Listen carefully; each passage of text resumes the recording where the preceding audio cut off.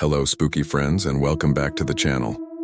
Get ready to stir the cauldron and cast a spell, because today we're diving deep into the shadowy history of one of folklore's most fascinating and feared figures, the witch. From ancient healers to the stuff of modern nightmares, the story of witches is packed with chilling details and surprising twists. So, grab your broomstick, or maybe just a comfy blanket, as we uncover 5 creepy facts about witches that you might not know. Our first fact might just change how you see witches forever. Did you know that the word witch wasn't always a term of fear? In fact, its origins are far more positive.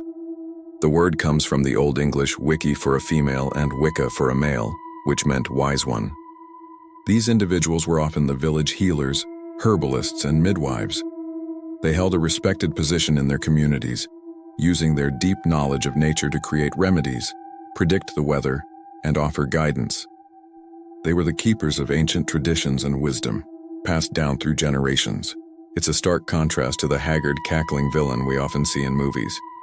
The transformation from wise woman to a symbol of evil is a dark and complex story, shaped by changing religious and social beliefs over centuries. So, the next time you hear the word witch, remember that it once stood for wisdom, not wickedness. Now let's journey into a much darker chapter of history. While the idea of witches started with wise healers, it twisted into a phenomenon of mass hysteria and persecution known as the Great Witch Hunts. Between the 15th and 18th centuries, a wave of fear swept across Europe and the American colonies. During this period, it's estimated that tens of thousands of people, mostly women, were accused of witchcraft. While the exact number is debated by historians, a commonly cited figure is that around 40,000 to 50,000 people were officially executed. These weren't just quick, painless deaths. The accused faced brutal torture to extract confessions and were then subjected to horrifying methods of execution, such as being burned at the stake, hanged, or drowned. The reasons behind this madness were complex, involving religious upheaval, social anxieties, and even personal vendettas. Neighbors turned on neighbors, and a simple accusation could be a death sentence.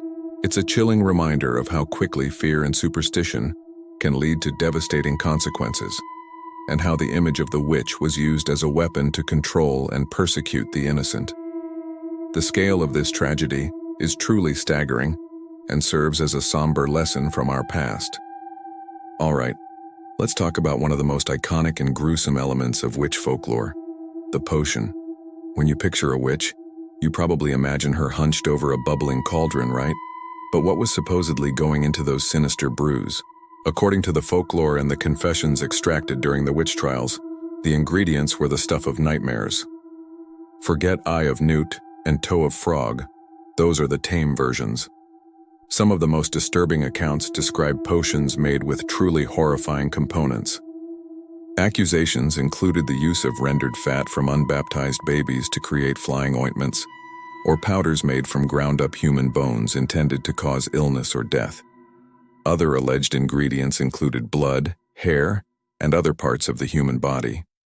Of course, it's crucial to remember that many of these confessions were obtained under extreme torture. People would say anything to make the pain stop. Whether any of this actually happened is highly unlikely. More probably, these grotesque recipes were fabrications, created by accusers to paint the witch as a monstrous, inhuman figure who defied all natural and moral laws. It was a powerful tool of propaganda to stoke fear and justify the brutal persecutions. Now let's delve into the supposed physical evidence of witchcraft. During the height of the witch hunts, hysteria was so rampant that people believed a witch's pact with the devil would leave a physical mark on their body. This was known as a witch's mark, or devil's mark. This wasn't just any ordinary blemish. It was believed to be a spot where the devil had branded the witch to seal their pact, or where their familiar, an animal spirit companion, would suckle. Witch-finders would search an accused person's body for any unusual marks like moles, warts, birthmarks, skin tags, or even an extra nipple, which was called a witch's teat.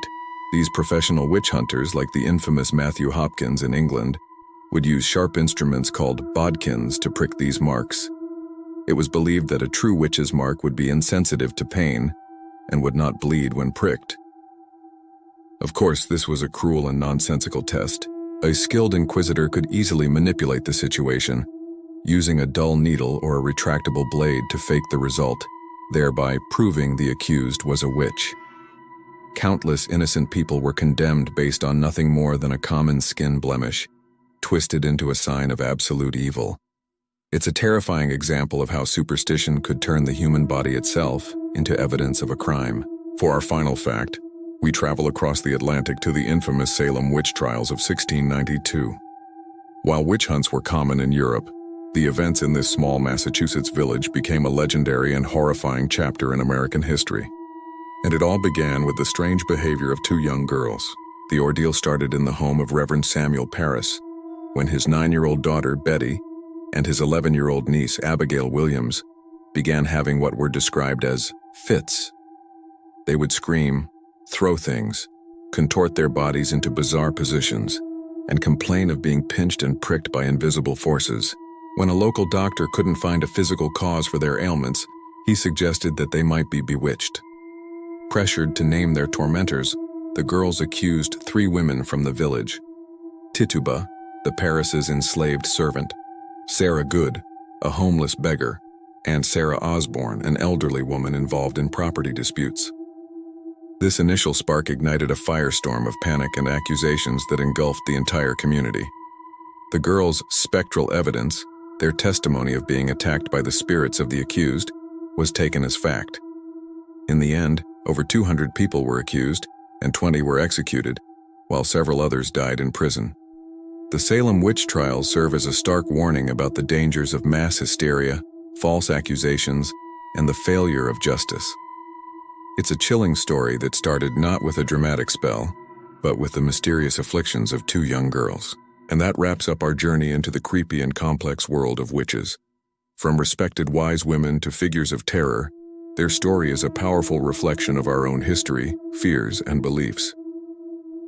What did you find the most surprising? Let me know down in the comments. Thank you so much for hanging out with me today. If you enjoyed this video and want more deep dives into the spooky and mysterious, be sure to hit that like button and subscribe to the channel so you don't miss our next adventure. Stay curious, and I'll see you in the next one.